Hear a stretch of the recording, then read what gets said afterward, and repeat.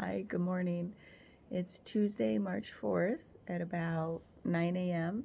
So I'm doing this a little later than usual. So I'm in my studio. I've got everything ready for my first client. So I'm like, oh, I have some time. I'll sit down and do a reflection on A Course in Miracles, Lesson 62. My eyes are so dry lately that they just want to be like this with very little lighting. And like to close them to have more moisture. So like I feel like they're really red right now and irritated. Do you feel that in the winter? Lately, but I'm also a vampire, so I prefer darkness. I like dark rooms. And so even this amount of light's like, what's happening? Um, so lesson 62 is forgiveness is my function as the light of the world. I have my little, because I didn't bring my book with me.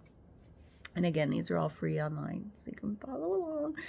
Forgiveness is my function as the light of the world. And yesterday's lesson was, I am the light of the world. Well, I also am struggling a little bit, maybe it's for a reason, with this whole forgiveness thing, because literally just a few lessons ago, it was like, there's no need for forgiveness if you first don't condemn. So if you stop the condemnation of yourself and other people, there's no reason you need to offer forgiveness, to extend forgiveness to yourself or to other people. So, but yet then it goes right back into all this stuff about forgiveness. So I'm like, what? So what I'm going to do is replace the word forgiveness with acceptance, because that's what it was all about in the prior lessons. So I would say acceptance is my function as the light of the world. And maybe that's what it means. It's just easier to say the word forgiveness because we think of that word as something we should be doing for each other. I don't know. So I'll just read a few little things that were important to me. And this gives it some context first. So it is your acceptance that will bring the world of darkness to light. It is your acceptance that lets you recognize the light in which you see. Acceptance is the demonstration that you are the light of the world. Because if you're just walking around fully accepting yourself, accepting those in your presence, then that is shining a light on them, because you're not judging them, you're not criticizing, you're not having negative thoughts, you're not repeating old stories, about, well, that's who they've always been. So, oh man. So if we just go out with full acceptance, like, how are you showing up today? Okay. I love that idea of like, I want to be fresh and new sometimes. I don't want people to just judge me for my past behaviors or who they think I am, when nobody really knows who we are. We don't even know ourselves, right? So we think we do, but that's the ultimate journey of life, is to know thyself, like little by little, from birth to death. Like that's our journey, to keep coming home, to keep knowing ourselves. And so how could anybody else possibly know us? Because there's still parts of me I don't know about myself that I'm excited to discover. Like, peel back that onion. We have we are endless dimensions of self to discover.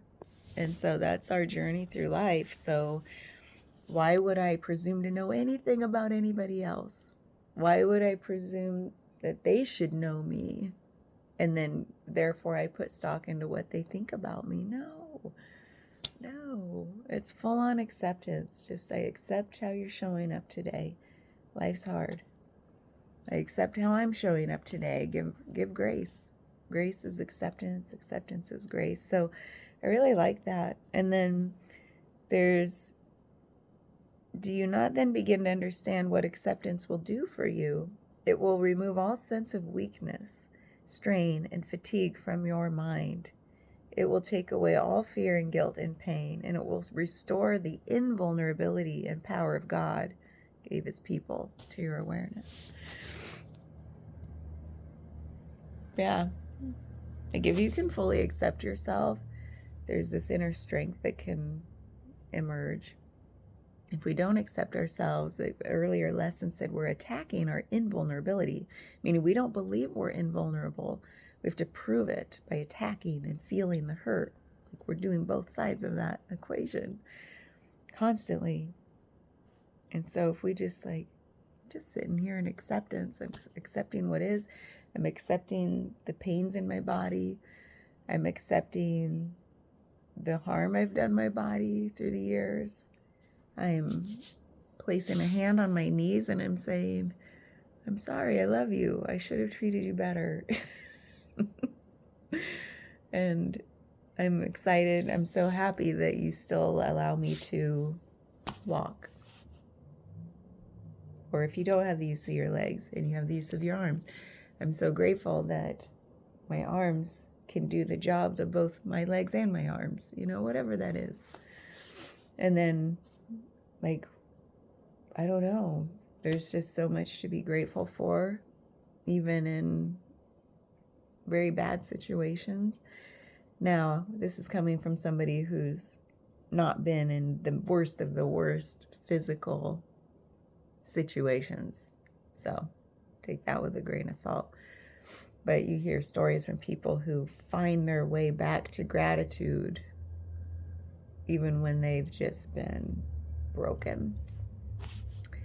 And so I have to believe that it's possible for all of us, no matter what our circumstance.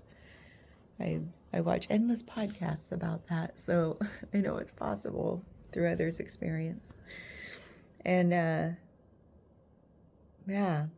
speaking of that, there was something that, man, this is crazy. I love synchronicities. So yesterday I did a reading, I think it was yesterday, where the idea of chop wood, carry water is doing the daily work. Oh yeah, it was the Cosmic Awakening reading that I haven't posted yet. So this is going to come out first. It's just at home waiting to be posted. I have to just do a couple tweaks on the audio because I have to always boost the audio up a bit for YouTube. But so it's just a quick tweak and then it'll be up this afternoon. But spoiler alert, I was talking about this idea of awakening where you have to integrate it back into daily life, or else you're just you lose touch with yourself. You lose your groundedness, your connection to your daily life, because it's like the ecstasy of awakening can be overwhelming and be like, that's the dopamine hit I always want. Is that dopamine? The just elation and oh, everything's making sense now. I have so much clarity and just so much heart-bursting energy that wouldn't you love to stay in that state forever? But we really can't, and it doesn't last forever. And so sometimes the come down is like, oh man, I wanted that to last longer. How do I get back to that? And then there's that attachment, that grasping. And so the chop wood, carry water is this concept of, I didn't think it up. This goes back to ancient times, doing the daily work of awakening and self-growth and spiritual growth, whatever that is, yeah, you can have those moments of ecstasy of and then we come back to reality and we have to do the daily work. We have to do the laundry. Like I said, there's this book I'm reading called After the Ecstasy, the Laundry. That's exactly what it is. You have to get back to your daily life and do your responsibilities, right? Because we're meant to live here in a material interrelational world. And so a concept I was talking about of we have to come back down from the mountain and chop wood for the fire and carry water to drink and do our wash or whatever, cook our food. And then, no joke, at least two more times, I think maybe three, between yesterday's reading and this morning, people I was watching, listening to online, and even in a book I'm reading said the concept of chop wood, carry water. I'm like, son of a beep, what is that all about? I love synchronicity so much. I'm like, I haven't heard anybody use that phrase in ages, except the 2 years ago. Yeah, about 2 years ago on a YouTube video. That was the first time I'd heard somebody in present day say it. So I'm like, oh yeah, that is an ancient thing, that I've heard ages ago, but like it was like a year and a half, 2 years ago, I heard somebody on YouTube use that phrase. I'm like, yeah, that is right. The daily work of integration. And then here we are 2 years later, and I say it yesterday in a reading, and then boom, boom, boom, at least like 2 to 3 more times between yesterday afternoon and this morning. And then somebody else even said the laundry piece of it, and I'm like, oh my God, they must have read the same book I'm reading. So I love synchronicities, and I guess what it has to do here is like that. Like acceptance is like a daily practice of whenever these fear thoughts arise, the attack thoughts that the Course in Miracles talks about. An attack is like judgment. You can think of it like that because we're judging, we're attacking something that shouldn't be that way. So it's like we attack. And it's like judgment, criticism, comparison. Comparison is an easier way to tap into that sometimes because the ego is like, I don't judge people, I don't attack people, but the ego can say, oh yeah, I guess I'm always comparing. Oops. Like that's what the ego does. We need comparison to stay alive. Like, okay, that blob on the floor is a lint ball, and that blob on the floor is a deathly spider. Like that happened to me recently, so it's in my memory. Like my mind is constantly comparing, like, what's that blob look like? Oh my God, it's a venomous spider. Oh no, it's just a big ball of lint that fell out of my linens. Happened to me the other day. So I was like, oh, okay, we're good. So the ego and its comparison, it's biological. That's in us. But when we start to just let it run rampant over everything, which I'm still dealing with, I'm still trying to release and clear that energy of comparison little by little. I did a lot of it while I was down in Costa Rica. Like every day I was like, help me, I don't want to compare. But it's exhausting. It's exhausting comparing things like, ooh, this is how it should look, this is how it should be. It's like the shoulds I've been trying to get rid of. And so I feel like that daily practice of just recognizing, every time you can recognize and pause, it creates more space for acceptance to come in. Every time you just stop the hamster wheel, more space. It takes that little bit of like distance, space, time between impulse and reaction to let acceptance and peace come in. It's like, oh, it is possible. Oh yeah, I do feel that once in a while. Because sometimes we don't believe it. Like, I can't have peace because I have family responsibilities and my loved ones are sick and my parent is in hospice and, you know, I'm taking care of everybody. It's such a burden and, you know, out of love, a love burden. And I'm out of health.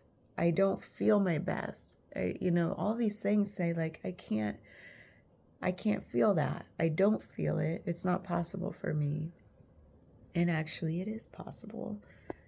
Like, it just takes a belief that it can happen, a curiosity, even before belief sets in, like a curiosity. And I think curiosity is a big part of acceptance. Like, let me be curious about that person. It looks like I'm crying. I mean, maybe I'm on the verge, but my eyes are just so like, so let me be curious about you instead of rushing to judge you because I think I know you. This curiosity is such an opener. Maybe I am crying, you guys. I feel so happy today. Guess who always has a tissue in her pocket? I just channeled my grandma there. I feel like she always had a tissue. Because now in hindsight, I realized she always had hot flashes. So it was like, yeah, and sticks it right back up her sleeve. I'm bringing that back, you guys. I better not do that. It'll fall out on my client because I'll forget it's there during my massage that's coming up. Do I have time? Okay. So anyway, I feel really like at peace today. And I don't know, I just feel like this such good emotion today. Like, it's happiness, it's hope and optimism and well, I think all of that feeds in. It's just gratitude. It's just friggin' gratitude. Just so grateful just for life. It's like not everything in my life is peachy, you know? It's not like, oh, I finally reached some state of perfection. That's not what I'm talking about, because perfection's an illusion. It's just gratitude, man. It's just not even for just what I have, or, you know, like in health and love and like the ability to be of service to people. It's just for life. And I had no idea this was even in there this morning to come out. And maybe my eyes were like, let us cry. That's why they felt so agitated. It's like, this is coming. Watch out. And there's this gratitude for life that we get to, or I get to, I'll speak for myself, get to be here to experience all the emotions, good, bad, ugly. This isn't so pretty. And we get to be in relation with one another and share ourselves with each other, good, bad, and ugly. And for a lot of my life, I guess I felt like I've had to not show those parts to people because of that idea that, well, I never accepted myself. So I couldn't accept that I wasn't perfect, or, you know, I felt like I know I'm not perfect, and I don't want other people to see that, you know. So there's something in there about that in my past. And so I'm just grateful now that I don't give a flip about what people see or think or judge about me. And maybe that comes with your 40s and menopause. Maybe it comes with this path that I keep stepping forward on, as hard as it is, as wonderful as it is. It's everything. It's all the emotions. It's just gratitude. And gratitude for the wisdom of my body to guide me and say, like, when I want to eat something, it's like, ooh, no, you feel bad when you eat that. Don't do it anymore. So I cut out caffeine and I feel much better again. And hopefully it sticks this time. I think it really will, because we all have our struggles. And I know caffeine's one of those, you're like, that's nothing. Well, for me, it is. I've had to accept that it was such a drug for me, like that on feeling that just I thought was like, oh, I need it, and it makes me feel so good, and blah, blah, blah. Well, you could say that about any drug, and you'd be like, okay, that's acceptable if it's heroin or meth or alcohol. It's okay to feel this intensity about it, you know? But yeah, for me, it was caffeine. It was harder to stop caffeine than alcohol for me, because we're all different. And so for me, it's about coming into my center, my balance, instead of extremes from like, I'm so high on caffeine, and then, I'm just like, I need a nap, you know. And now it's more quality of energy throughout a day while feeling vibrant and strong in my body. And I'm grateful for the body's wisdom to know what it needs to do to heal. And that's a big part of my, you know, the understanding I've come into in my practice in massage, body work, energy work, is I'm just a facilitator. You are your own healer. I truly, truly believe that. And it's just what I try to do is help people tap in to their own awareness of their own systems, their own body, their own inner wisdom. And I don't try. It's just about holding space and saying, here in this space, you're allowed to do that. You're allowed, this is your experience. Like, I'm here to help facilitate you coming back into relation with your vehicle. That's all we have in this life, to get us around, to like allow us to feel those feelings of health and vitality.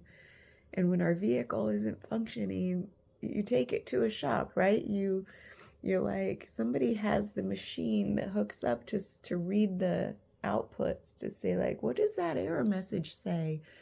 What's that mean? Because sometimes we might be like, well, I'm going to take this pill because I think that's why I don't feel good. Like for me, caffeine. And it's like, no, I needed to be hooked up to the machine to have my own inner wisdom read the readout, the error messages. And my inner wisdom was like, yeah, you got to stop that.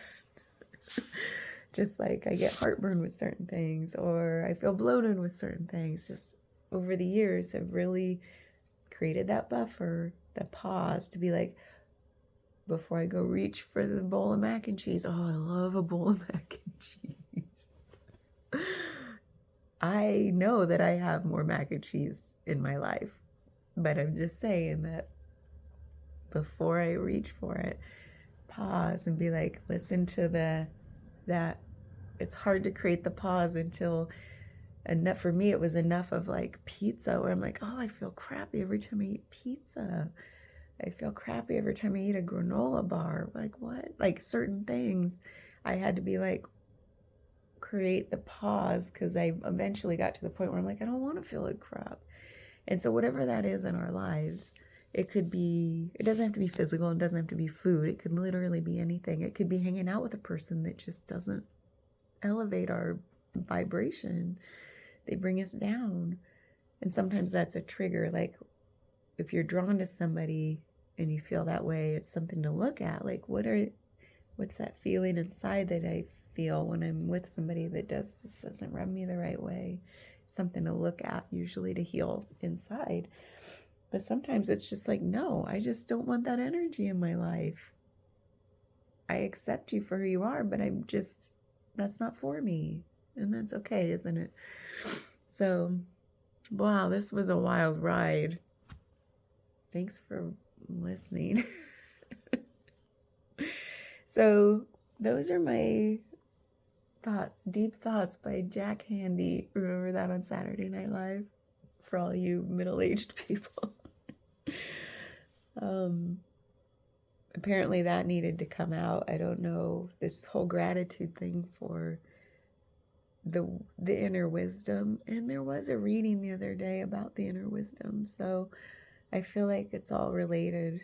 These energies that I feel coming toward me, and anchoring in, that allow me to like voice them and record them, because the act of recording, I think, helps my memory a bit. I don't have a great memory, which is a story. I recognize that. It's a story I tell myself.